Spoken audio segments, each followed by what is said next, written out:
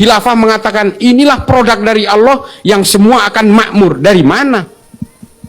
3 dari 4 khalifah itu mati secara brutal, secara tragis. Sayyidina Husain kalau mau baca di Tarikhul Khulafa lebih brutal sekali. Yazid itu membunuhnya secara luar biasa.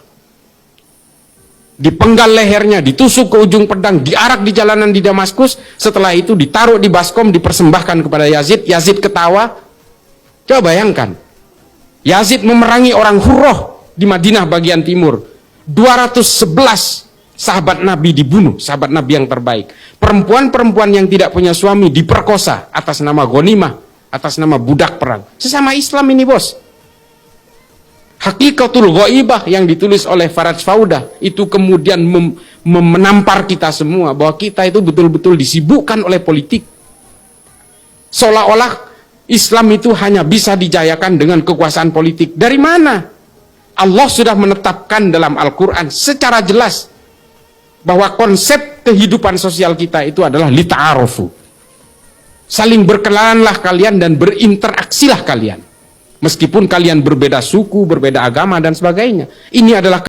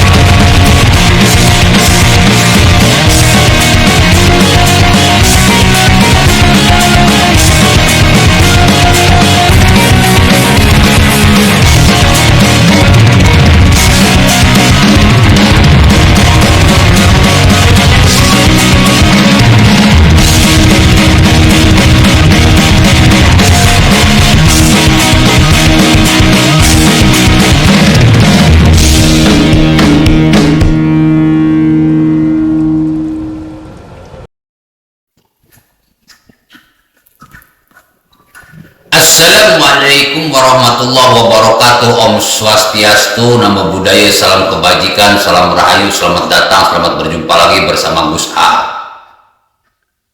Konsep Islam bukan lita'arufu dan bukan pula khilafah. Konsep Islam itu takwa. Apa itu takwa? Takwa itu menjalankan perintah Allah dan menjauhi larangan Allah. Itu konsep Islam. Makanya dalam setiap perintah dalam Al-Quran pasti ujung-ujungnya la'allakum tattaqun. Menjalankan perintah dan menjauhi larangan. Menjalankan perintah berarti kita akan dibina, dididik, dibentuk untuk jadi orang baik. Dan menjauhi larangan Allah artinya kita diwajibkan untuk tidak berbuat jahat kepada orang lain. Itu konsep Islam. Makanya kalau ada orang yang mengaku Islam, mereka harus menjadi orang yang bertakwa. Fastabiqul khairat, berlomba-lomba menjadi orang-orang yang bertakwa. Inna akramakum indallahi atqakum. Allah tidak melihat siapa kamu, tapi yang Allah lihat hanyalah ketakwaan. Ini konsep Islam itu takwa. Makanya kalau ada orang yang mengaku Islam, maka orang itu punya dua ciri: banyak berbuat baik dan tidak berbuat jahat. Dan juga punya dua tugas: menjadi orang yang banyak berbuat baik dan tidak berbuat jahat, baik kepada yang seagama maupun kepada yang berlainan agama. Ini yang tidak dipahami, tidak dimengerti, dan tidak diamalkan oleh umat Islam pada umumnya, baik di zaman dulu maupun di zaman sekarang. Padahal dalam Al-Quran sudah dikatakan dengan jelas, laqad kana lakum fi Rasulillahi uswatun hasanah. Salah satu contoh orang yang bertakwa itu ya Nabi Muhammad Rasulullah Shallallahu Alaihi Wasallam. Dan sudah sepatutnya, sudah selayaknya kita sebagai pengikutnya meneladani beliau. Jadi sosok orang bertakwa itu ada contohnya, yaitu Nabi Muhammad. Hatinya Qur'ani, lisannya Qur'ani, otaknya Qur'ani, perbuatannya Qur'ani. Sosok yang banyak sekali memberikan kebaikan kepada manusia, tidak hanya untuk orang Islam, tetapi juga memberikan kebaikan kepada non-Islam. Itu yang Nabi Muhammad ajarkan selama ini sampai beliau wafat. Cuman banyak orang Islam itu membangga-banggakan Nabi Muhammad, tetapi tidak mampu menjadikan Nabi Muhammad ini teladan. Mereka fanatik, fanatiknya lebih buta daripada orang buta malah. Karena rasa fanatik ini membuat dia itu lupa hakikat dari Islam yang sebenarnya itu apa. Inti ajaran Islam itu apa? Makanya banyak orang yang merasa benar, merasa bersih, merasa paling surgawi, merasa paling berilmu, akhirnya dia tidak melakukan kebaikan kepada orang lain, malah berbuat jahat kepada orang lain. Bahkan orang Islam itu tidak segan menjahati saudaranya sendiri. Kenapa ini terjadi? Dari zaman dulu ketika Nabi Muhammad sesudah wafat hingga saat ini, banyak sekali orang Islam dengan orang Islam saling bunuh, saling menjahati satu sama lain. Intinya mereka tidak kenal apa itu konsep Islam. La'allakum tattaqun, menjadi orang yang banyak berbuat baik dan menjadi orang yang tidak berbuat jahat. Ini yang tidak dimengerti, ini yang tidak disadari.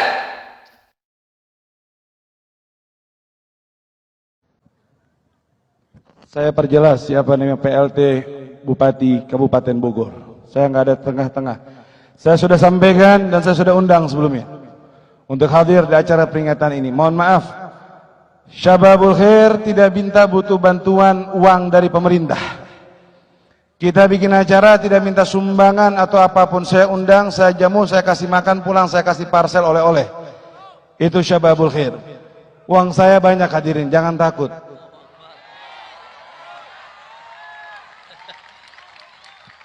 Tetapi sebelum acara,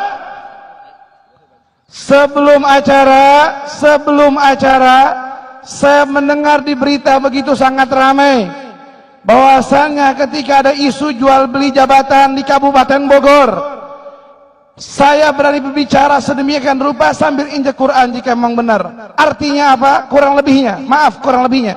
Saya ada rekamannya. Kalau perlu saya buka ini hari. Nggak perlu dengar.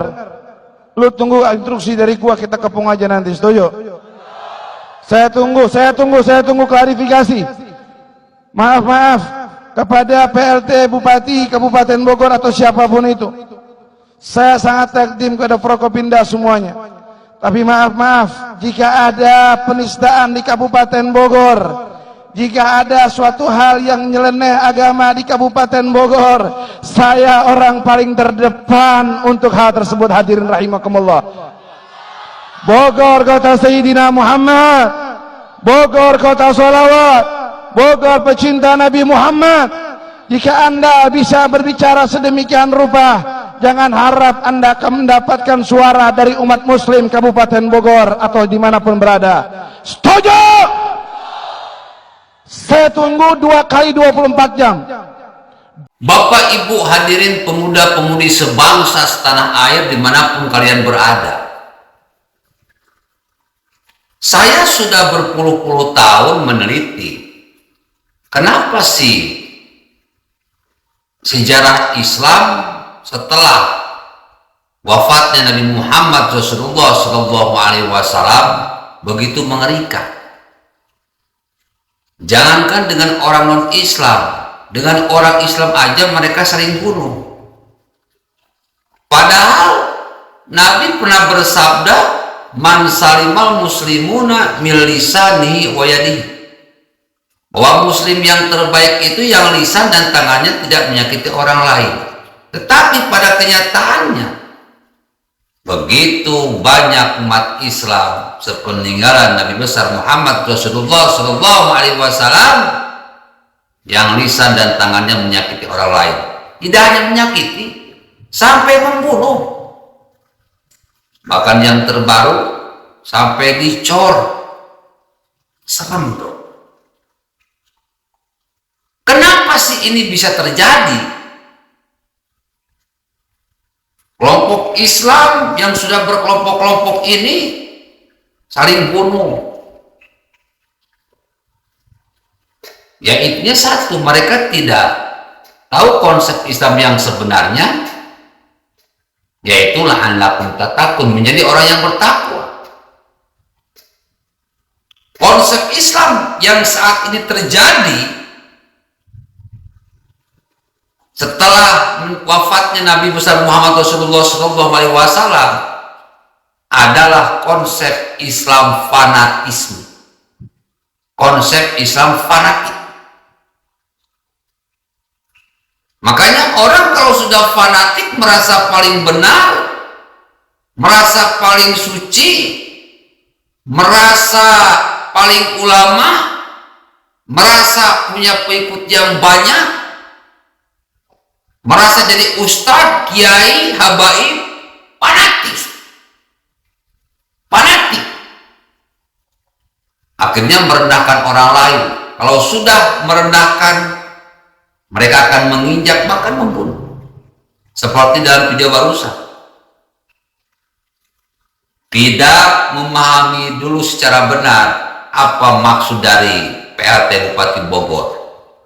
Pokoknya kalau udah ada kata-kata injak Al-Quran, kami siap kepung. Minta 24 jam klarifikasi. Yaman kayak gini kan brengsek. Jadi ulama kok brengsek.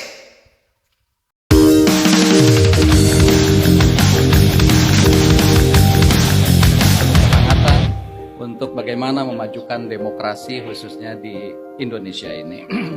Tentu kami juga berharap bahwa hubungan antara Indonesia dan Amerika Serikat ini ke depan akan bisa berjalan semakin baik.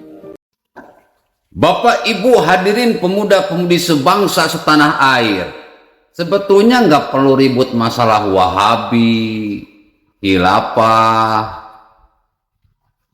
Arabisasi, gampang sebenarnya bro. Kalau ingin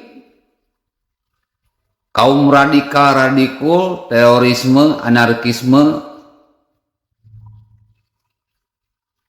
yang selama ini selalu bikin gaduh di Indonesia, yang selama ini mengancam keutuhan bangsa dan negara Indonesia,